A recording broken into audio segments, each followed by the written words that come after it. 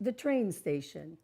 In this modern society, both husband and wife pursue a career apart from the home and apart from each other. The stay at home mother is less common, and child care is becoming more and more a common government service. The home becomes a central train station where kids and parents are coming and going in all directions at all times of the day. Everyone quickly comes home for a bite to eat and then dashes off to their social or school events or even back to work. One parent may work at night and have to sleep during the day.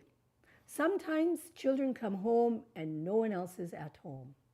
This is called the latchkey kid experience, where children have the keys for the door to the home and take care of themselves. Isolated units. We mentioned before that with love marriages in individualist societies, couples will live on their own, separate from their parents. Such a marriage then becomes private and less attached to community, focuses on the marriage relationship itself, on the couple, rather than on the community. In recent decades, millions have moved from rural, communal-based societies to urban, isolated, single-family units. Dennis Hebert, a sociologist, writes, "Life is now lived among strangers whom we learn to ignore." And in short, the nuclear family becomes separate from their own society. Hebert makes the strong critique: marriages and families that are not embedded in community are not just fragile, but they are meaningless and ultimately homeless. Because these marriage units are apart from community, then why should they serve the community? But as we say, we need the village to raise a child. We cannot do life by ourselves. And we need the extended family or an alternative family. And as Christians, we believe that the church becomes our larger community, our family. More about that later. Now, easy separation and divorce. The old adage that you marry a family no longer holds true. The private, self-selected marriage dissolves easier than arranged marriages because these marriages are not connected. In traditional marriages, spouses, they bring supportive relationships, their relatives, into the marriage, which are the glue to keep the couple together, even if they are oppressive.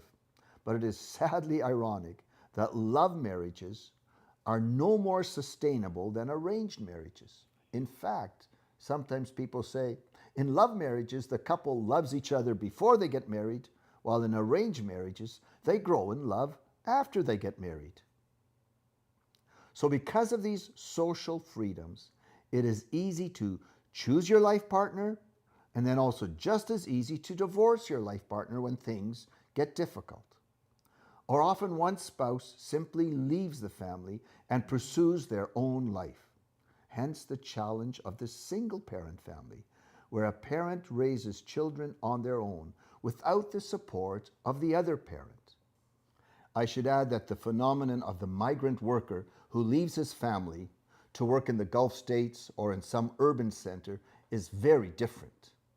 Usually, or should we say hopefully, the extended family back home helps support the single parent and the children. Now, domestic abuse or violence in the home, whether verbal, emotional, or physical, is sadly common in individualist cultures as well. However, the victim is expected and encouraged to leave the house, which I would say is a positive development, as no victim should be expected to endure such abuse. And then, when police step into the scene, the spouse is arrested, and as a result, we see endless court cases where usually the men are charged for domestic violence and then they face criminal penalties. Statistics are varied, but at least 70% of domestic abuse victims are women. Senior citizen homes. As for elders, the Western world boasts of comfortable senior citizen homes, though some actually call these death homes, where the aged are left alone, feeling unwanted and as if they are a burden to others, away from the daily family support. This is another huge plight on the modern family. The gray tsunami, the huge wave of elders from the baby boom period, 1950s to the 60s. At the same time, many elders enjoy the senior citizen homes as they enjoy fellowship with other seniors, with quiet mornings and evenings by themselves. Many seniors can't handle the noise of kids and clamor and people coming and going. Blended families or step families. Frequent and multiple divorces and successive marriages, as well as cohabiting without getting married, have resulted in all types of family formations. This results in all kinds of step relationships, where one parent or child do not have biological relations with each other. This can create huge havoc in the traditional family gathering during festive seasons such as Christmas, not to mention the utter confusion of genealogy studies and inheritance laws.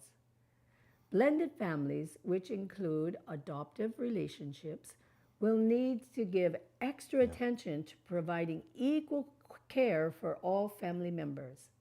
Same-sex families.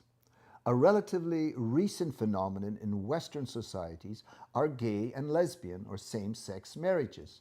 And beyond this, there is the even more recent trend for transgender and non-binary relationships. This redefinition of what marriage is and the shift of gender identity, no longer based on biological sex, has led to another layer of relationships. We personally believe these redefinitions undermine the natural created order of life that unites the complementary sexes, a man and a woman, into a lifelong relationship. Now, in this activity, match the sentence with the correct term.